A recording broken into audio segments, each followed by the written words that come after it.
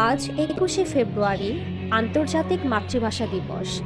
এই দিনটি আমাদের জন্য শুধু একটি তারিখ নয়, এটি আমাদের আবেগ, আমাদের গর্ব, আমাদের অস্তিত্বের প্রতীক। এই দিনে আমরা স্মরণ করি সেই সকল বীর শহীদদের যারা মায়ের ভাষার জন্য তাদের জীবন উৎসর্গ করেছিলেন।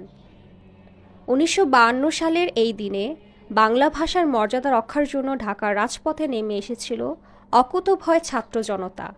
তাদের বুকের তাজা রক্তে রঞ্জিত হয়েছিল ঢাকার রাজপথ। তাদের সেই আত্মত্যাগের কারণেই আজ বাংলা ভাষা বিশ্ব দরবারে পেয়েছে অনন্য মর্যাদা। আজ শহীদদের স্মরণে সারা দেশে যথাযথ মর্যাদায় পালিত হলো মহান ভাষা শহীদ ও আন্তর্জাতিক মাতৃভাষা দিবস। গোটা জাতি শহীদদের জানিয়েছে বিনম্র শ্রদ্ধা। রাষ্ট্রপতি মোহাম্মদ শাহাবুদ্দিন ও প্রধান উপদেষ্টা অধ্যাপক ডক্টর মোহাম্মদ ইউনূস জাতীয় শহীদ মিনারে শ্রদ্ধা নিবেদন ও সম্মান প্রদর্শন করেন।